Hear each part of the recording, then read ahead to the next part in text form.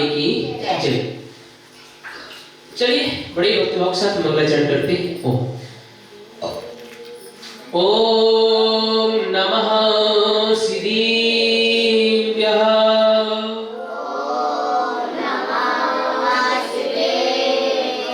ओम नमः श्रीभ्यः।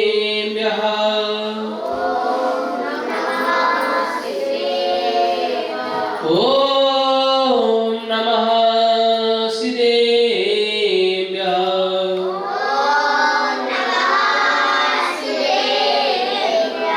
ओम नमो हरिहन्ताणम्।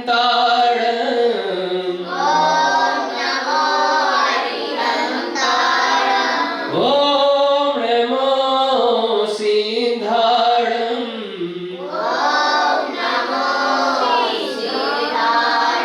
ओम नमो हरियाणम्।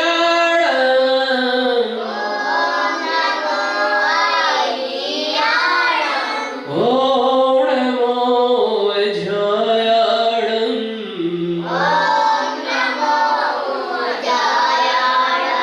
नमो लोये सविशाहोणम्।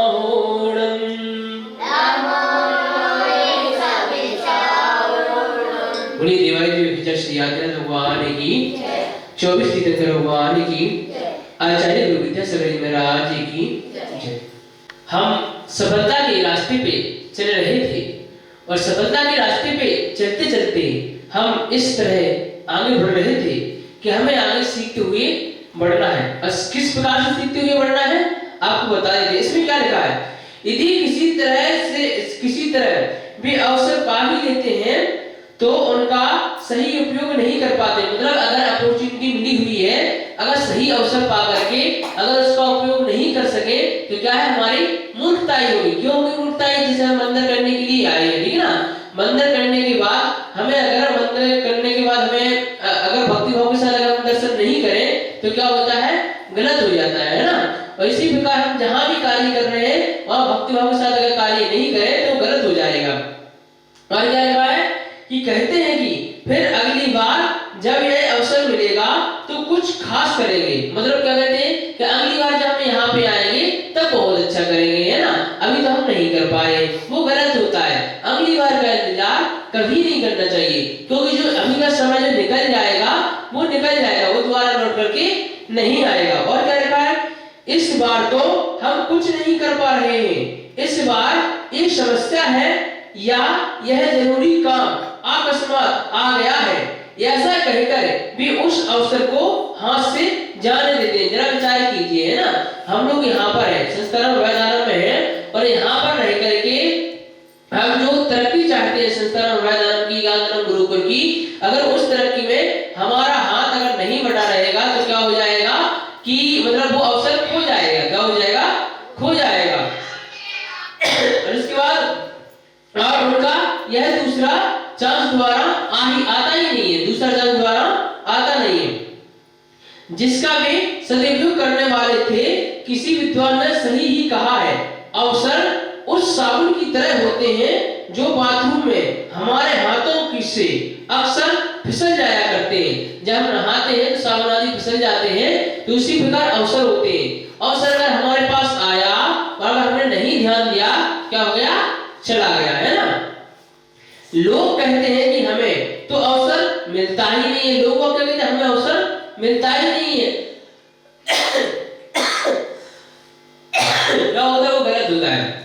अवसर तो मिलते हैं, लेकिन उन्हें क्या होता है, पहचानने की जरूरत होती है। क्या होती है? पहचानने की जरूरत है। अगर हम नहीं पहचान पाएंगे तो गलत हो जाएगा, है ना।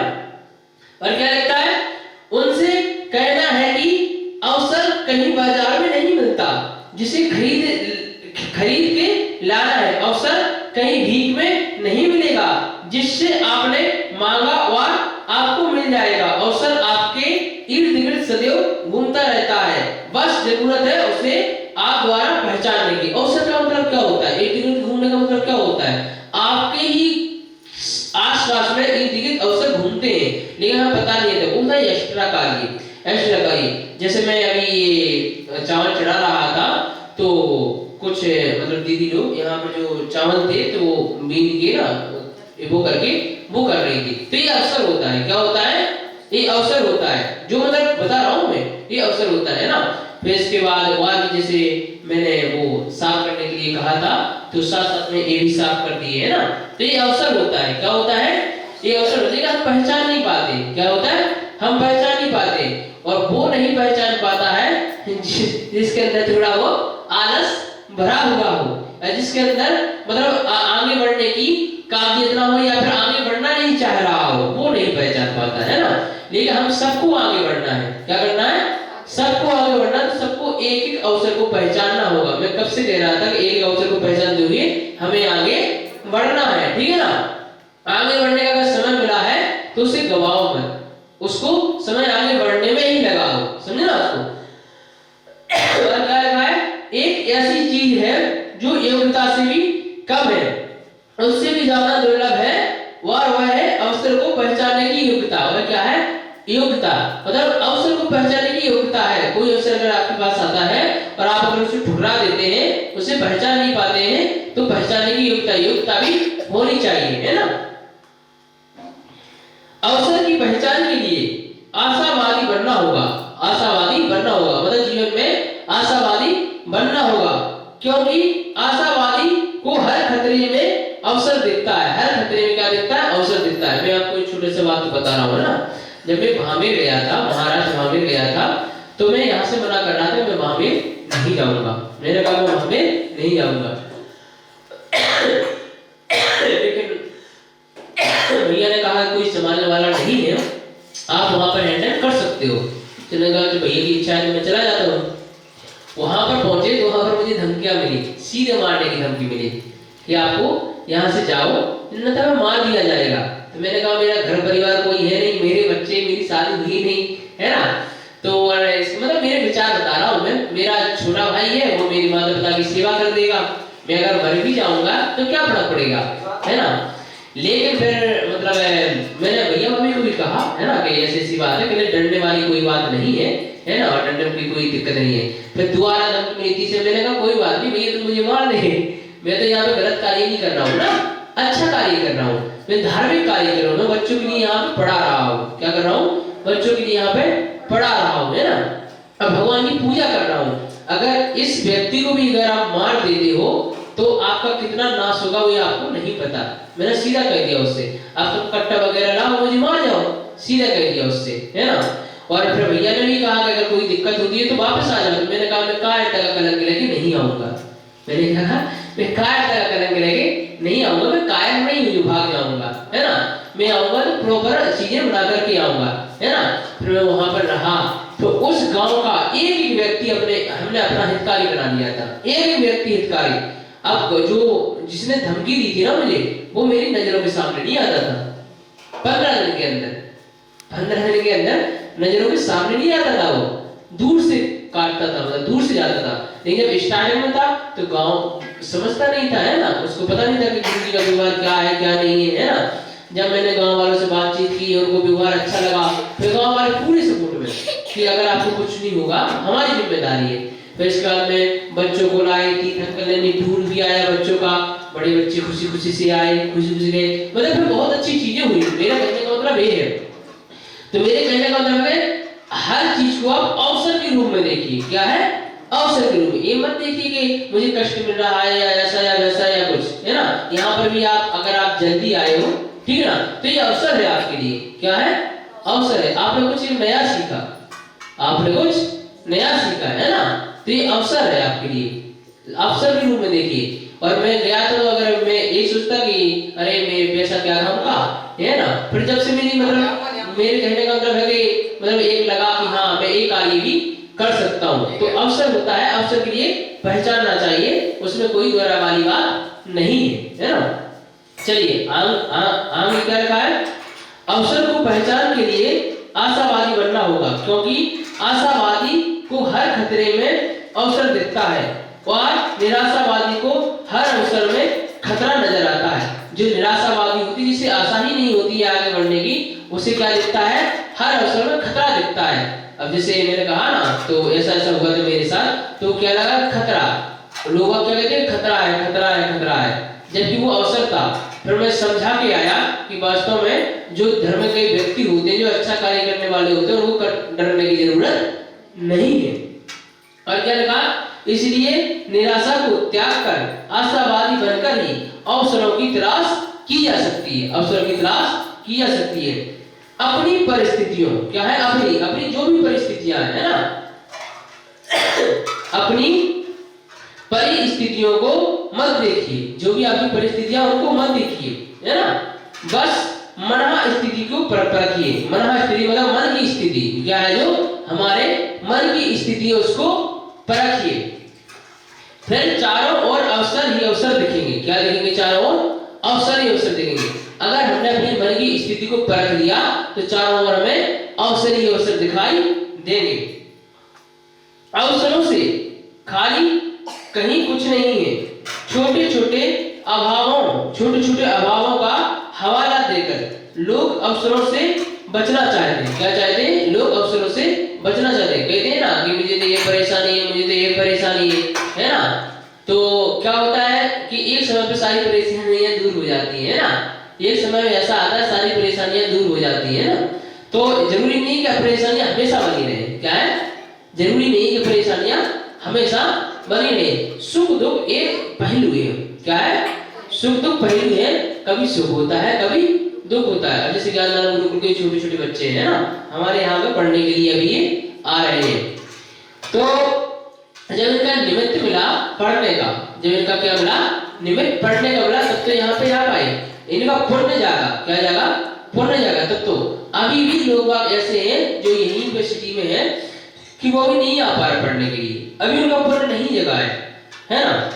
और पुण्य बढ़ाने का सिर्फ एक ही तरीका है, भगवान की भक्ति। भगवान की भक्ति। अगर भगवान की भक्ति में टाला मटोली करोगे तो आपके पास कितने संकट आएंगे आपको पता ही नहीं है। भगवान की भक्ति में टाला मटोली करोगे तो पता नहीं है आपको कितने ऊपर संकट आएंगे। आप खुश नहीं रह पाओगे, संतुष्टि के साथ नहीं जी पाओगे, आप दुखी रहोगे, है ना। तो भगवान की भक्ति में कभी टाला मटोली ना, कोई सेवा भाव में कभी रखना चाहिए, है ना। जैसे आज मैंने देखा मतलब जो दीदी लोग आई थी तो बैठ गई थी बाहर, मैंने बुलाया तुरंत आ गई थी, है ना। और बाकायदा प्रॉपर वो की सफाई वगैरह, मतलब जो भी चीजें हैं मंदिर की सेवा भाव में लगे रहे। तो ये सेवा भाव होता है ना। अपने मन से कार्य करना, अपने मन से कार्य करना। आप आ गए, अब बैठ ही रहो, है ना। और तो दिक्कत हो जाती है। दिक्कत हमें नहीं होती, आपके पुण्य के लिए दिक्कत होगी। हम तो आपका पुण्य बढ़ाना चाह रहे हैं, सारा काम कर लेते हैं हम। रिकी ने देखा हुआ है, सारा काम अकेला आता है, सब कुछ कर लेते हैं, लेकिन उसका पुण्य सिर्फ हमें ही मिलता है। किसका पुण्य? उसका पुण्य हमें ही मिलता है। बड़ी ही श्रद्धा भाव से करते हैं, बड़ी ही श्रद्धा भाव से करते हैं धार्मिक कार्य, है ना। तो उसका पुण्य सिर्फ हमें ही मिलता है। अगर सब मिलकर करेंगे तो सबको उसका पुण्य मिलेगा। और पुण्य जब मिलेगा ना तो आत्म संतुष्टि प्लस आगे बढ़ने की राह ऑटोमेटिक दिखाई देगी। जो आपके अहितकारी लोग हैं वो भी आपके धीरे धीरे हितकारी हो जाएंगे। जो आपसे दुश्मनी निभाना चाहते हैं या क्लेश करते हैं वो धीरे धीरे उनका क्लेश ऑटोमेटिक समाप्त हो जाएगा। ये पुण्य का प्रभाव होता है, हमें समझना जरूरी होता है ना। और क्या लिखा है?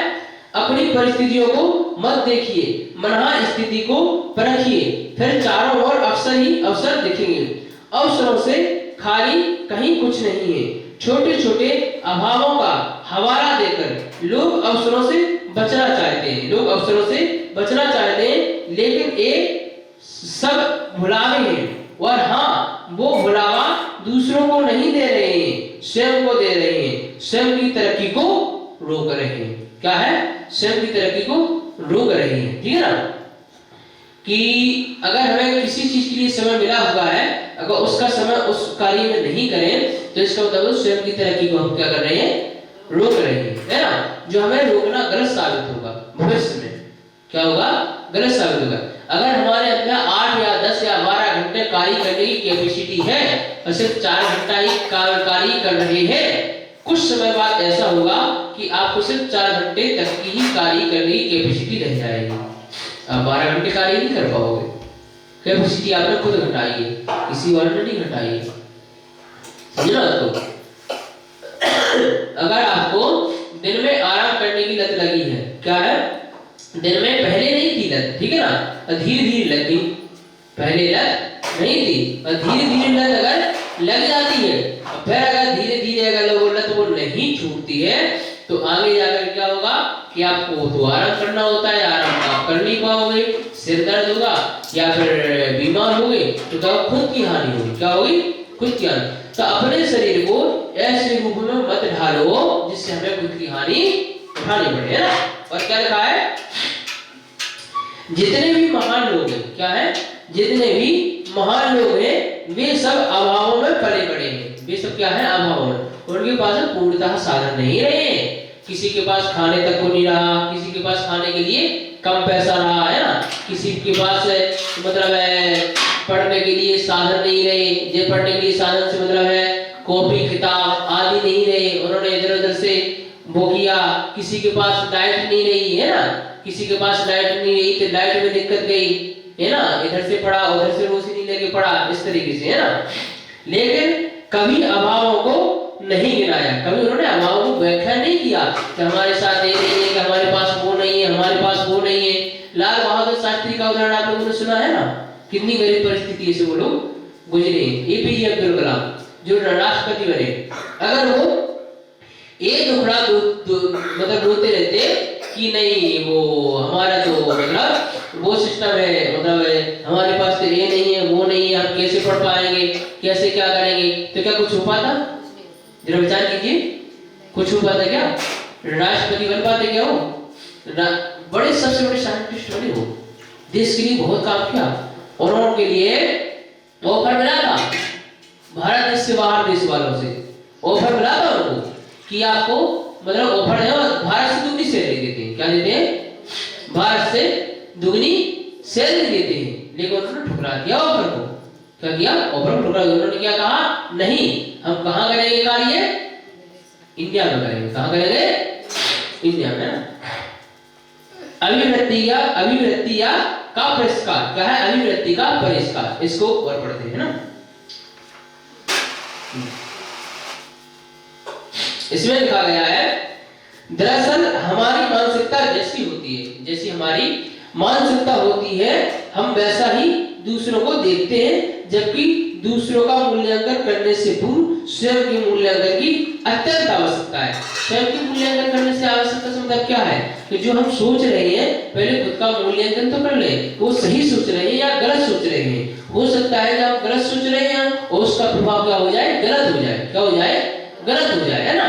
तो उसका मूल्यांकन करते समय एक बात ध्यान रखें, अगर आपको सही गलत का पता लगाना है वास्तव में, और आपके अंदर कोई अंदर विचार कोई आ रहा है ना, तो आप साक्षात भगवान के सामने बैठ जाइए, साक्षात भगवान के सामने बैठ जाइए, भगवान के सामने बैठ करके ध्यान लगाइए।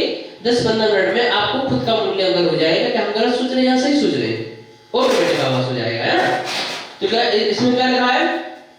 दरअसल हमारी मानसिकता जैसी होती है हम वैसा ही दूसरों की ओर देखते हैं, जबकि दूसरों का मूल्यांकन करने से पूर्व स्वयं के मूल्यांकन की अत्यंत आवश्यकता होती है।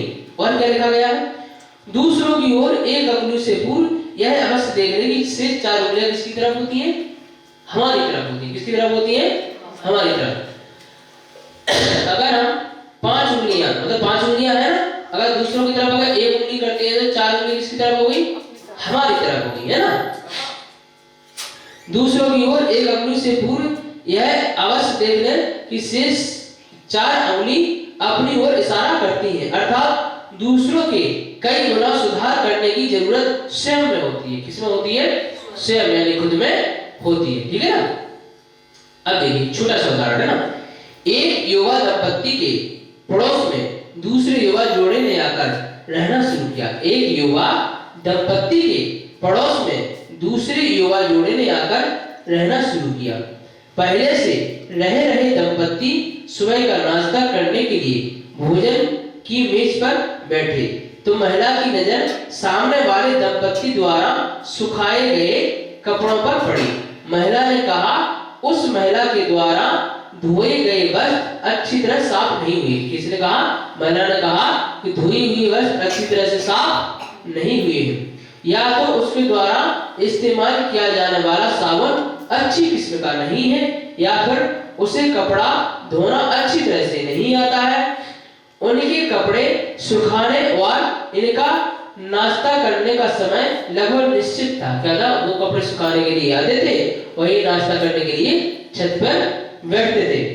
1 महीने तक वह महिला वही टिप्पणी अब उसके कपड़ों के लिए करती रही और पति रोज चुपचाप सुनता रहा। पति क्या था? चुपचाप सुनता रहा।